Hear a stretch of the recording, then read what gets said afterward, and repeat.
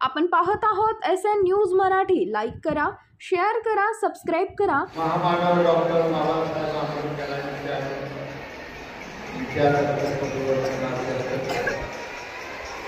संपूर्ण देशात फिरवणारे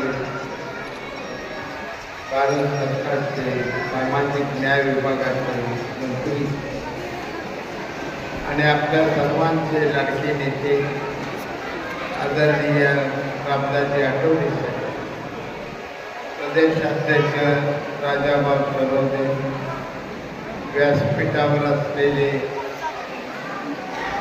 Republican party of India, Bharatiya Janata party, Shiv Sena या पक्षाचे सर्व पदाधिकारी, जमलेल्या माझ्या माता भगिनी आणि माझ्या बांधवांना, आज या ठिकाणी आपण उद्याच्या 20 तारखेला होणाऱ्या विधानसभेच्या निवडणुकीसाठी एकत्र जमलो आहोत. ही निवडणूक आपल्या तालुक्यासाठी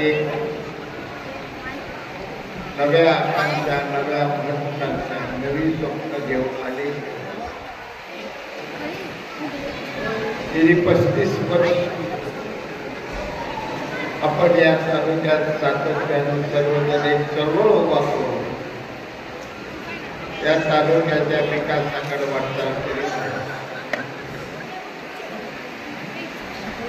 गेल्या 5 वर्षात तुम्ही सर्वांनी मला आमदार म्हणून निवडून सातत्याने प्रयत्न करून मी आपल्या सर्वांसाठी, आपल्या सर्व बांधवांसाठी त्यांची प्रगती व्हावी, उन्नती व्हावी, सामाजिक न्याय त्यांना मिळावा या भावनेनं सातत्याने काम करत आहोत. सर्व ठिकाणी मी सर्व व्यापक काम करतो. माझ्या माहितीने या ठिकाणी सांगोला तालुक्यात सामाजिक न्याय विभाग असो, माझा आमदार मंडळ असो, पर्यटन विभाग, नगर विकास विभाग असो, 5 वर्षात मी या ठिकाणी दलित बांधवांसाठी 100 कोटीच्या वर निधी आणला आणि तो खर्च करून मी दाखवला. हा माझा केलेला विक्रम. 55 वर्षाचे त्यांचे आणलेल्या कामाची, त्यांनी आणलेल्या निधीची बेरीज करा. 5 वर्षाच्या माझ्या कामाची, माझ्या पुस्तकात छापण्याचं बेरीज करा. डॉक्टर महामानव बाबासाहेब आंबेडकरांच्या विचारातून राजकारणाची वाट सांगणारा मी एक कार्यक्रम. आपण निवडणूक पण अनेक वेळा निवडणुकीत ते विचार करण्याऐवजी वैचारिक गोंधळ निर्माण करण्याचं काम केलं. गेल्या निवडणुकीला याच ठिकाणी ज्येष्ठ लोकांनी सुद्धा असं भासवलेलं होतं की शांती बापू निवडून आला तर तुमच्या अन्याय होतील, अत्याचार तुम्हाला जगणं मुश्किल करत, नको तेवढा प्रचार करण्यात आला. 5 वर्षाचा माझा कालखंड गेलेला आहे. 5 वर्षाच्या कालखंडात एक जरी तुम्ही दंगलकोटी झालेली असली, अत्याचार झालेले असतो, माझ्या महिलांना असुरक्षितता कुठं वाटली असेल तर माझ्या कानाला जा, तुम्ही खडा. दंगली कुणाच्या काळात झाली, भांडणं कुणाच्या काळात झाली. एक भांडण का माझ्या 5 वर्षात झालेले एक उदाहरणार्थ कुठं भांडण झालं.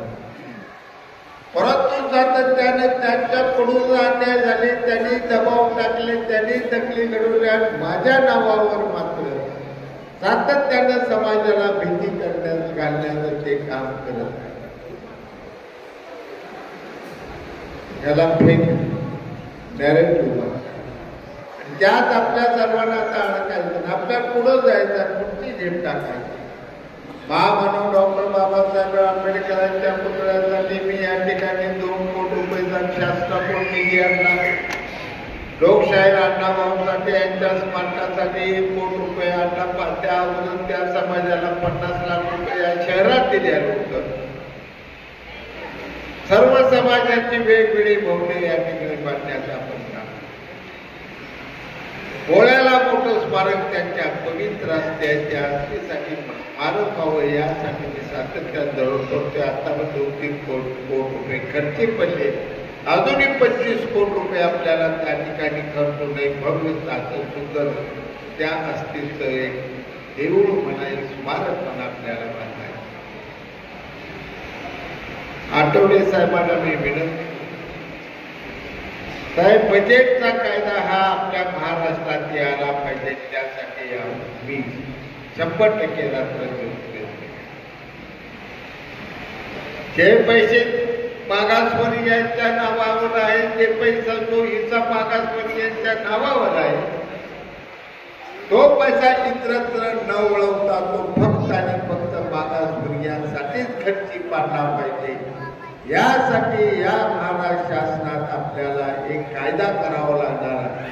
तो कायदा करण्यासाठी मी निवडून आल्यानंतर रात्रंदिवस प्रयत्न करीन, नाटवले साहेबांच्या सहकार्याने करीन, परंतु तो कायदा आणल्याशिवाय 33% तुम्ही आम्हाला आरक्षण दिलेलं ते महामानव डॉक्टर बाबासाहेब आंबेडकरांच्या राज्यघटनेनुसार स्वातंत्र्य मिळत असताना आपल्याला मिळालेलं आहे.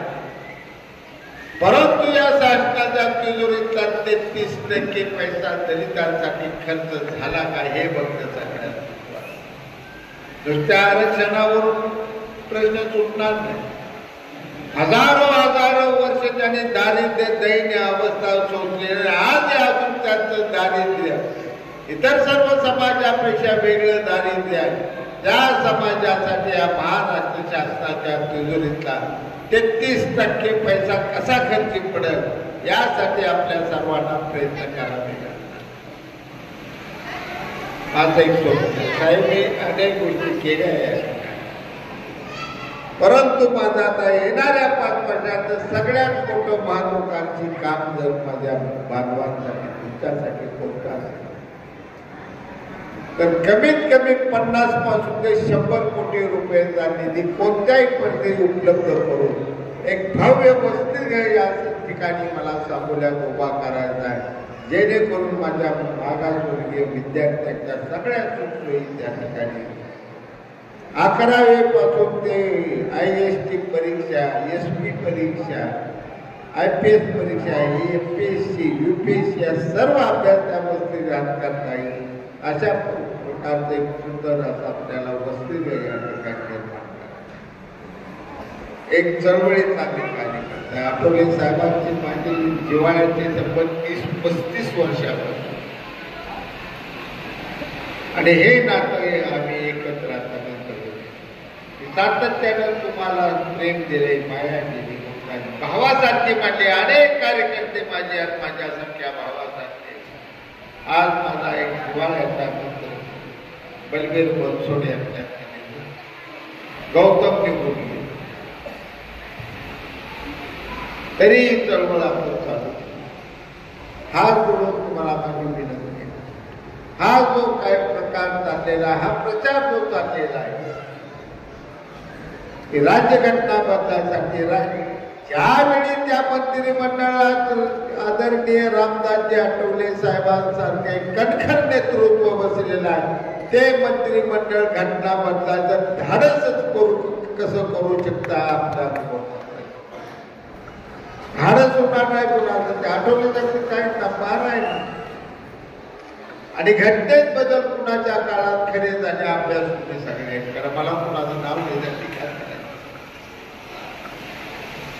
या देशाच्या स्वातंत्र्यानंतरची ज्ञानेश्वरीचा तुकाराम गाथेसारखा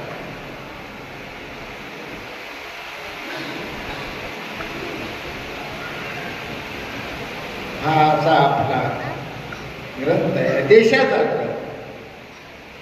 त्या ग्रंथाचा त्या संविधानानुसार हे राज्य चालले, हा देश चाललेला आहे. त्या संविधानाचं एक ऍक्शन इकडे तिकडं कुणी केलं तर कायदा त्याला लागू. आज या ठिकाणी शिवसेना मुख्य प्रवक्ते डॉक्टर राजू वाघमारे साहेब आलेले, त्यांचंही मी माझ्या मतदारसंघात स्वागत करतो. जास्त वेळ घेत नाही, आचारसंहिता साहेबांना येण्याला वेळ झाला, आचारसंहितेतून आपण वेळ 1 तास वाढवून थोडा गेला. एवढंच कळतं. मला तुम्ही सर्वजण 35 वर्ष ओळखताय, माझी विचारधारा ओळखताय. राजकारणात पदार्पण करण्याच्या अगोदर मी माझ्या घराच्या समोर माझ्या गावात विशीवर महामानव डॉक्टर बाबासाहेब आंबेडकरचा स्वखर्चाचा पुतळा पहिला ब्रांचचा उभा केला. नंतर मी राजकारणात पहिला आमदारकीचा अर्ज भरला.